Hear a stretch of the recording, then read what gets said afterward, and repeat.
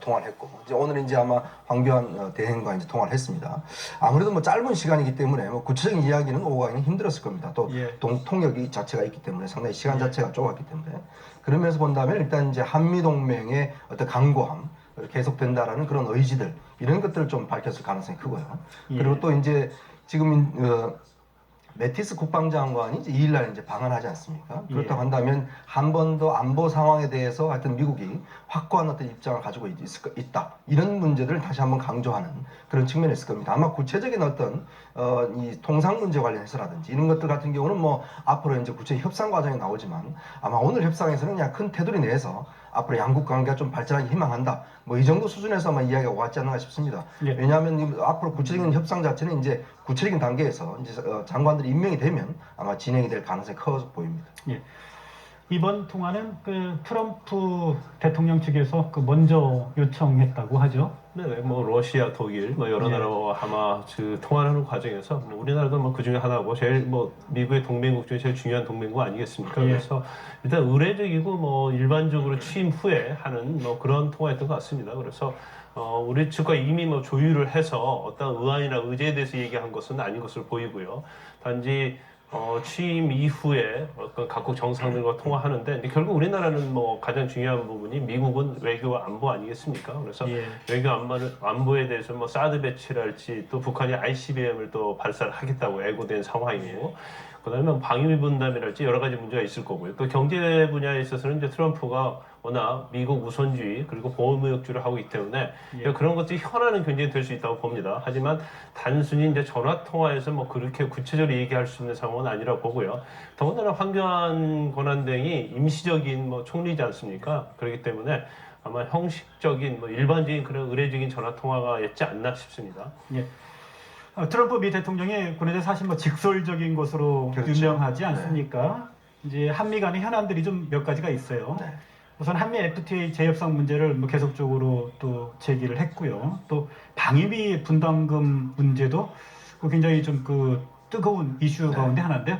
이런 문제들에 대해서도 그 트럼프 미 대통령이 좀 그 얘기를 했을까요?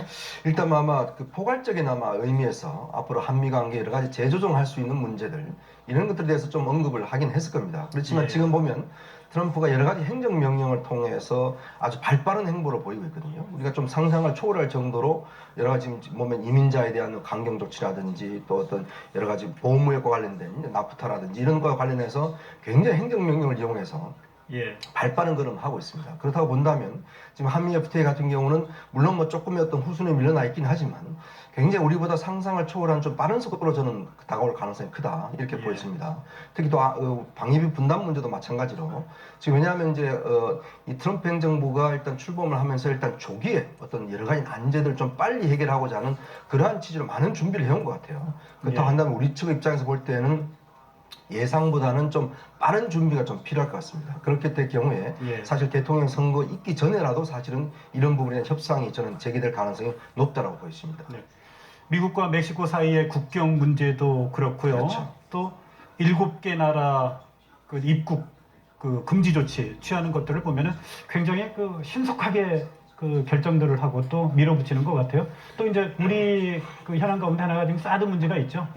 사드 문제 오늘 또 어떻게 이야기를 했는지 궁금한데요. 여러 이제 현안이 많이 있는데요. 특히 뭐 북핵 문제랄지 사드 문제 그리고 FTA 문제가 있는데 아마 뭐 저는 개인적으로 볼 때 FTA랄지 북핵 문제에 대해서는 아마 새로운 정부가 들어서면 그것은 이제 본격적으로 할 가능성이 크다고 보고요. 그렇지만 이제 사드의 부분에 있어서는 미국 굉장히 중요시하는 부분이고 또 중국과 미국 또 트럼프가 취임한 이후에 굉장히 지금 좋지 않은 상황이잖아요. 그래서 어떻게든지 사드 문제에 대해서는 새로운 정부가 들어서기 전에 못을 받겠다는 그런 방향으로 갈 가능성이 크지 않나 싶습니다. 그래서 그 부분에서 어떻게 대응하느냐. 그런데 지금 사실 대권 주자들도 그 부분에 대해서 이제 명확하게 물론 뭐 재협상 해야 한다는 그런 의견도 있지만 입장들이 좀 그렇죠. 입장이 있죠. 굉장히 갈리고 있기 때문에 그 부분에서 이제 통일된 게 없단 말이에요. 국민도 마찬가지고 정치권도 그래서 그 부분을 가장 중점을 두고 적어도 물론 지금 권한 대행을 하고 있지만 적어도 새로운 정권이 들어서기 전에 이 부분에 대해서는 못을 받겠다는 그런 방향으로 갈 가능성이 크다고 봅니다. 황교안 권한대행 그 최근에 차기 대선 주자 지지율 조사에도 포함이 되고 있는데요. 나름 그 지지율 그 추이가 그 다른 그 대권 주자들보다도 오히려 그 높은 그 추이를 보이고 있지 않습니까? 네, 그렇죠. 그러면서 이제 그 대권 주자로까지 보수 진영의 대권 주자로까지 거론이 되고 있는데요.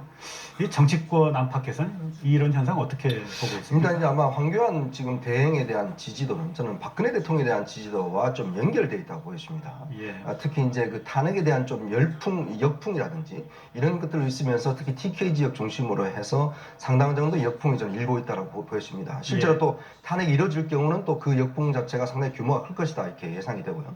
특히 이제 그 최근에 문재인 전 대표에 대한 외교 안보 노선에 대한 어떤 문제 제기들이 많지 않습니까? 지금 오늘 방금 트럼프와의 통화에서도 황교안 대행이 이제 한미 안보 분야에 대해서 굉장히 강화하기로 했다라고 이제 지금 합의해서 조금 전에 소식이 알려지고 있거든요. 그렇다고 본다면 예. 좀 안보와 외교 이런 부분에서 어떤 황교안 대행이 좀 강점을 가지고 나름대로 지금 보수 진영에 지금 반기문 전 사무총장이 상당히 좀 지지도가 그렇게 생각만큼 뜨고 있지 않습니다. 근데 그렇다고 볼 때는 보수 진영, 특히 새누리당 중심으로 해서 어떤 새로운 대안들을 만들어낼 가능성이 높다고 보여집니다.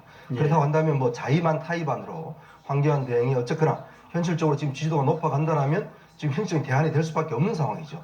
물론 예. 본인이 지금 상황에서는 뭐 전혀 아니다고 이야기를 하지만 또 상황 자체가 반기문 사무총장의 지지도가 그렇게 썩 뜨지 않을 경우는 어쨌든 간에 보수 진영 쪽에서는 누구 하나를 밀어 올려야 되는데 그런 측면에서 봤을 때는 지금 현재로서는 황교안 등이 가장 어떤 그 대안이 되지 않나 저는 그렇게 생각이 듭니다. 그런데 황교안 권한대행이 뭔가 좀 결심을 하기에는 좀 시간이 그 촉박해 보이지 않습니까?